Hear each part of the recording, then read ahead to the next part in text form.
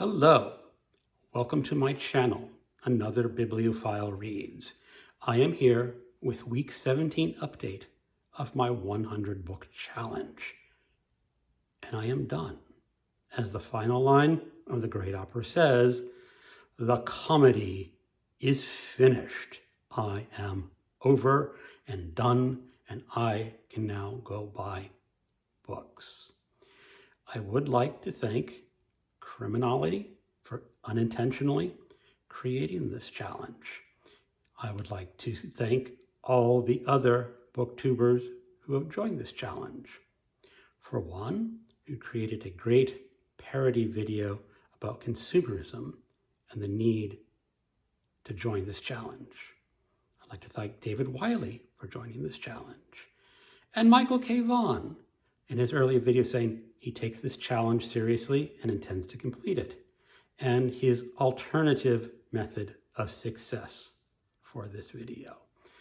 You were all a lot of great fun doing this. And having Ollie with me on this challenge, and always very close to the amount of books that I've been reading, was great fun because having someone close by makes me read more and made this challenging much more interesting to do. Now, for other people who have not done this challenge or are thinking about this challenge, maybe 100 books is a little too much for most people to do. I know Criminality can read very fast, and that's why he's up to book 95 or 96. Now, I am, despite having read 100 books, not a particularly fast reader. My big advantage here is that I'm retired. All I have to do during the day is fart around, do some chores my wife gives me, and read books. So I had a lot of focus to do these. I also listen to a lot of audiobooks, and the audiobooks really help on this 100 book challenge. And for what I have done in this challenge, it started with Who Walk in Darkness by Chandler Brochard. And that was an early beat novel set in New York City. And I liked that quite a lot. And I said I finished that on November 21st, 2021 for the official kickoff of my 100 book challenge. And it was finished yesterday with Geek Love by Kathrine Dunn. And that is a freaking fantastic novel that everyone should be reading. So it took me 121 days to finish this book, this challenge. Now, for other people who may not read so fast, who have jobs they have to go to, who have kids they have to take care of, they have pets or other family they have to take care of, the 100 book challenge may be a much longer challenge than it is going to be for me or for Criminality. And maybe they should challenge themselves to a 25 book challenge or 20 book challenge or 30 book challenge or whatever most fits with their schedules and their reading, because I have to say that this challenge really was enjoyable. I liked the process of every week stating my progress, that the first week that I was at book 7 or the first week I was at book 6 or whatever it was, and every week going up by a number of books, counting down to that 100th book. And that was just incredibly satisfying for me. And having Ollie as a close challenger, he was always breathing down my neck, thinking, is Ollie going to overtake me? And that was quite a lot of fun. And I said, I got this challenge done because I picked, for the most part, very short books to read. Only 3 of them were four of them were over 500 pages. Most were under 300 pages. But that's how you do these challenges. You think strategically, saying, I want to get this done, that, Night Flight counts as one book. And reading War and Peace counts as one book, even though I'm only 850 pages into this book, and it's not officially part of my 100 book challenge. But I read a lot of this book, and I would have finished this challenge a week earlier, maybe 2 weeks earlier, if I had not been reading War and Peace. But there we go. Thank you, Ollie, for this challenge. It has been a great privilege to have you as a companion in this journey to reading 100 books. So, what books got me to finish up this challenge? Last week, for March Mystery Madness, I read I, the Jury by Mickey Spillane. And this is a very good crime noir novel. It was written in the late 40s. It is set in New York City. The main character and narrator is Mike Hammer, and he is brought to a murder scene where his best friend from World War II has just been killed. And he has been shot in the belly. And that's a very nasty way to die. And Mike Hammer swears vengeance, that he will bring this murderer to justice. Not legal justice, but his own personal justice. And I love showing this cover because this is probably one of the best pulp covers that I own. And it is very indicative of what you're going to find in this book. If you have not read it, I can highly recommend it. The next book that I finished last week was an audiobook of Hamnet by Maggie O'Farrell. This is a library copy that I got just so I could check some references and show it up on this video. And it is about the death of William Shakespeare's son. And I will give you the historical note.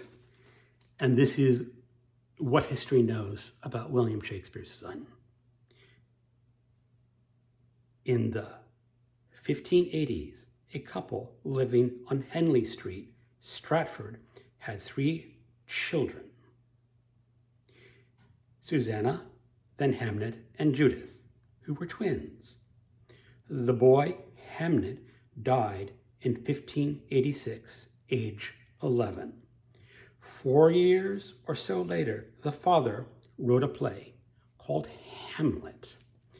And as I understand it, Hamnet with an N is essentially the same name as Hamlet with an L. Sort of, I guess, today spelling John with an H or without an H, whatever. And why the author does try to stick with history, this is really just a fiction book. Not enough is known about the real life Hamnet or even the real life William Shakespeare. And it is a book about grief. I did enjoy this book.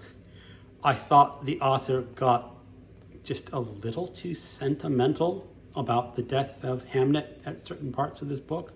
And I would have been more austere personally, as what I like. But all in all, a very good historical novel. I then read Martian Time Slip by Philip K. Dick. And this is a novel written in 1964. In an earlier video for the birth age tag, I made a pledge to read a book written in 1964. And if I didn't, I would do the 100 book challenge again. I don't have to do it again. So this is a book set on Mars. And there's colonists on Mars. And I should say that Philip K. Dick, as a person, had a problem with drugs and mental health. And in this novel, he claims that autism is caused by people being out of a line with time. And the time in their minds is running at a different speed than it is in the real world. But if you were to be able to slow down that time for them, they could tell you what is in the future. And for the people on Mars, and one person who speculated in land, he really wants to know what is in the future to know where to buy land. And I think that's just a fascinating premise. And how to use time. It's a very practical use of time travel or time vision. All these other stories of great battles and heroes with guns or swords or whatever are okay, but this is a real life practical way to view looking into a different time. And I just found that very refreshing. I don't think modern authors would go that route nowadays. And so, the 100th book that I read was a digital book, and that was Geek Love. It is a reread for me.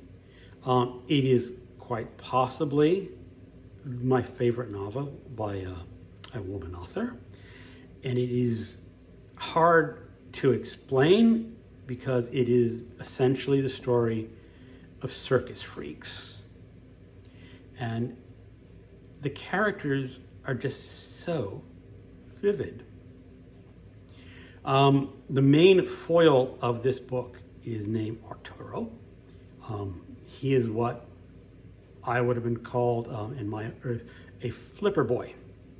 And he has just flippers for arms and legs.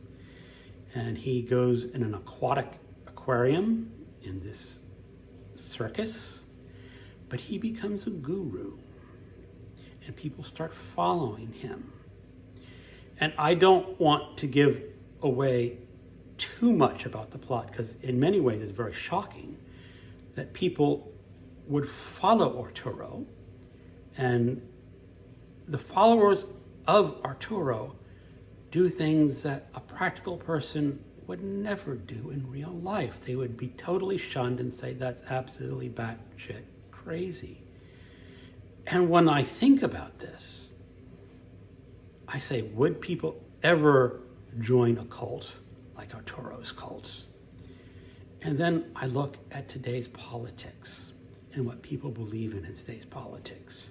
I won't mention people. I won't mention ideas or beliefs, but some of the things that people believe today are just as batshit crazy as what people do in Geek Love. Now, that's just one character. There's so many fascinating characters. Ollie, the narrator, who is a hunchbacked, albino, bald dwarf. There are Siamese twins that play the piano, and there is Chick. And I will let readers discover what Chick can do. But if you have not read this book, please just go ahead and read it. It is, in many ways, quite disturbing because of some of the events in there, but fascinating. And that was my 100th book. And what do I do after now? I don't know. I would like something to take place of the 100 book challenge.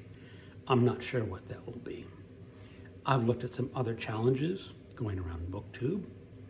Michael K. Vaughan has Read Every Book by Stephen King. I am not doing the Read Every Book by Stephen King, even though I believe Justin is also doing this. And there's at least one other person trying to read every book by Stephen King. But that's not a challenge for me because I just don't like Stephen King that much.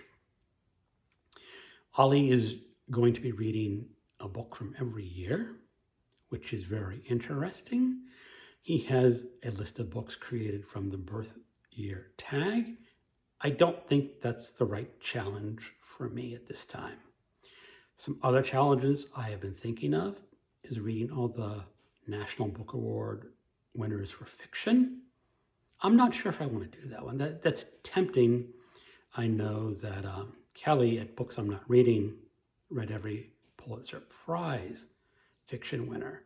And that was also a very interesting challenge and probably very satisfying to complete. But I don't know if that's the right one for me. But also for this challenge, I want other booktubers to join in a challenge. I did not just have it in isolation, Because again, as I said, one of the most satisfying parts of this 100 book challenge was having someone like Ollie doing this challenge with me. So what's next? I don't know. Next week, I will be in the Dominican Republic. So while you may have some videos come up, I will be away enjoying myself in another country. Thank you very much. Goodbye.